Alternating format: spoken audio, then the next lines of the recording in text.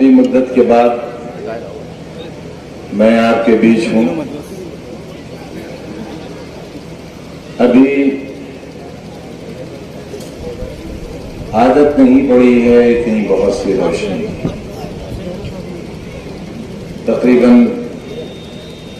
27 مہینوں تک ایک ایسے اندھیرے ماحول میں رہا ہوں کہ رات کا تصور بھی ڈرا دیتا ہے. یہ ہمت کہاں سے ملی اور اتنا لمبا عرصہ آپ سے جدا ہو کر کیسے گزرا؟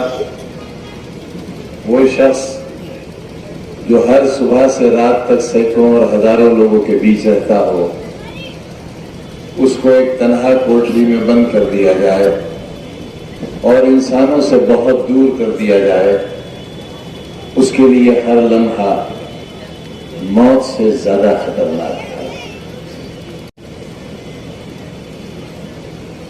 دنیا کے قانون بدل گئے. سولیٹری کنفائنمنٹ کہا جاتا ہے اسے. کسی مجرم کو، سنگین مجرم کو دنیا کی کسی عدالت میں 3 مہینے سے زیادہ تنہائی میں نہیں رکھا جا سکتا. اور یہ قانون اس وقت بنا جب تنہائی میں رہنے والے لوگوں نے اپنی جیلوں سے نکل کر بڑے بڑے سیاستدانوں نے، جس میں نیلسن منڈیلا کا بھی نام آتا ہے، انہوں نے تنہا جیل کے تجربات لکھے. اس کے بعد دنیا کی سب سے مہذب قوم کہلانے والی نام نہاد امریکہ اور برطانیہ تک نے اس قانون کو بدل دیا.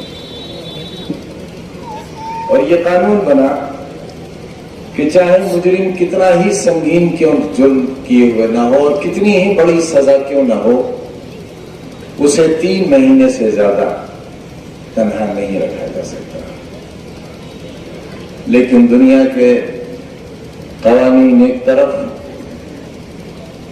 اخلاقی ذمہ داری ایک طرف، دستور ہند جس کی پاسداری کے لیے ہم سب 23 تاریخ کو ایک پھر فیصلہ لینے والے ہیں، اس کی ذرا بھی پاسداری نہیں کی گئی. اور حفاظت کے نام پر، سیکورٹی کے نام پر، یہ کہتے ہوئے کہ مجھے کوئی مار نہ دے،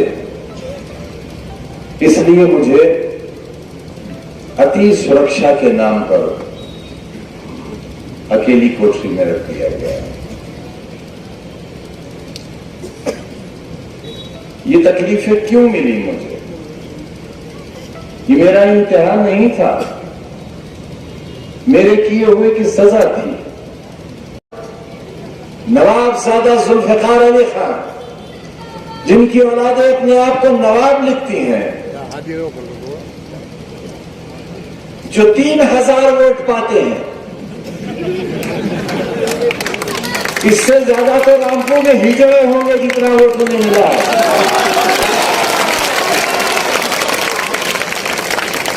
طے ہوا کہ ہجڑوں کا ووٹ بھی نہیں ملا، مگر نواب ہیں.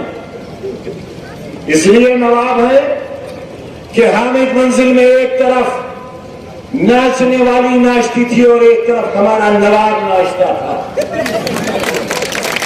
ناچنے والی بے ہوش ہو کے گر جاتی تھی، ہمارا نواب پھر بھی ناچتا تھا. کسی نے نہیں سنائی ہوں گی یہ باتیں. یہی ہے ہمارا گناہ. اکیلا تھا نواب پوری دنیا کا جس کا ایک گھنگرو بجتا تھا. کسی طوائف کے اندر یہ ہمت نہیں تھی کہ اس کے پائل کا صرف ایک گھنگرو بجتا ہو، لیکن ہمارے نواب کی پائل کا ایک گھنگرو بجتا تھا. اتنا بڑا فنکار تھا مگر ہمارا نواب تھا. وہ سرکار تھے ہمارے،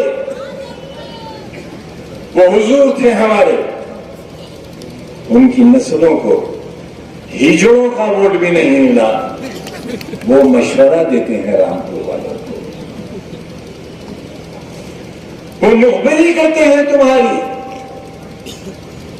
تمہارے تقدیر کے دشمن ہیں وہ۔ ایک ہی گھر میں پنجے کے لیے بھی ووٹ مانگا جاتا ہے اور ایک ہی گھر میں کمل کے پھول کے لیے بھی ووٹ مانگا جاتا ہے۔ باپ پنجا اور اولاد کمل کا پھول، یہ ہے نوابوں کا خمیر۔ اب بتاؤ میں کیا کہوں انہیں، ان کی نسل کو۔ اور ابھی تو میں ضمانت پر ہوں، بری نہیں ہوا۔ میرے اوپر اور میرے اپنوں پر سینکڑوں ہزاروں مقدمے، مرغی چوری کا نہیں ہے، مرغی ڈکیتی کا مقدمہ ہے۔ جو دفعات لگائی گئی ہیں وہ ڈکیتی کی ہیں، چوری کی نہیں ہے۔ ہمارے مخالف نے ہمارا معیار بہت ہلکا رکھا، کتابوں کی چوری، فرنیچر کی چوری۔ ارے مقدمہ ہی لکھوانا تھا تو کم سے کم تاج محل اور قطب مینار کی چوری کا لکھواتے۔ اچھا،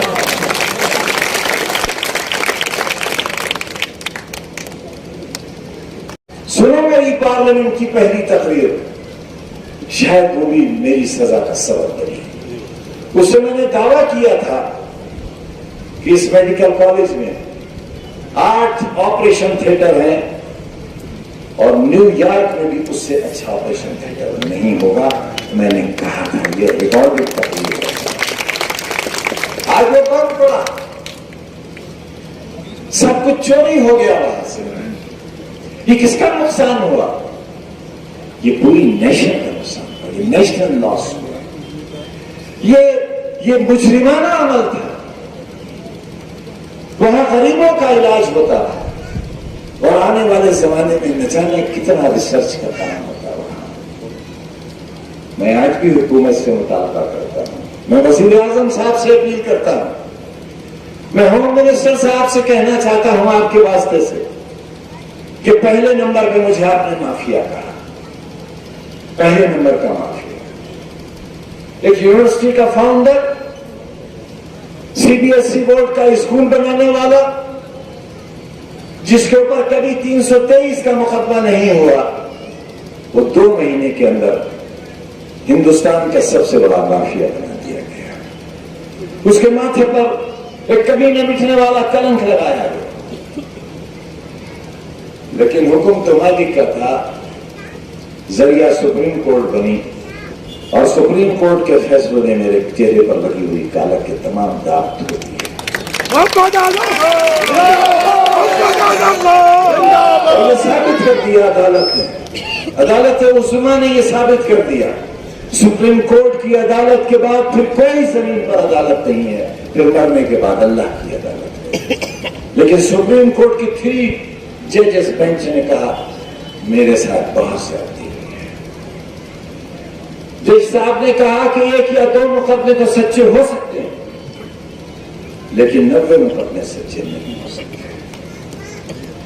مجھے مافیا کہنے والوں، سپریم کورٹ نے آئینہ دکھایا ہے، اب مجھ پر اور جو بچے ہوئے ظلم ہوں وہ اس لیے نہیں کر سکو گے کہ اب شاید نہ تم میں ظلم کرنے کی اور سخت باقی رہے گی، اور شاید میرے اندر برداشت کی سخت باقی نہیں ہوگی۔ دوستو یاد رکھنا، کرم کی انتہا ہوتی ہے لیکن ظلم کی کبھی انتہا نہیں ہوتی۔ کرم کی کیا انتہا ہے؟ کسی 302 کے ملزم کو پھانسی کا حکم ہے، راشٹرپتی کو یہ ادھیکار ہے کہ اسے معاف کر دے، 302 کے مجرم کو معاف کر دیا جائے گا اور وہ آزاد زندگی گزارے گا۔ یہ دنیا کی ایک ایسی ریت ہے کرم کی جس سے بڑا کرم کوئی نہیں ہو سکتا۔ لیکن ظلم، ایک انگلی کاٹ کر پھینک دی جائے، دوسری کاٹ کر پھینک دی جائے، ہاتھ کاٹ کر پھینک دیا جائے، تڑپ تڑپ کر مرنے کے لیے مہینوں اور برسوں مجبور کیا جائے، ایسا ہی کچھ طریقہ ہمارے ساتھ اختیار کیا گیا، اور یہ ثابت کرتا ہے کہ کرم کی انتہا ہوتی ہے لیکن ظلم کی کبھی نہیں ہوتی۔ ظلم کا کوئی معیار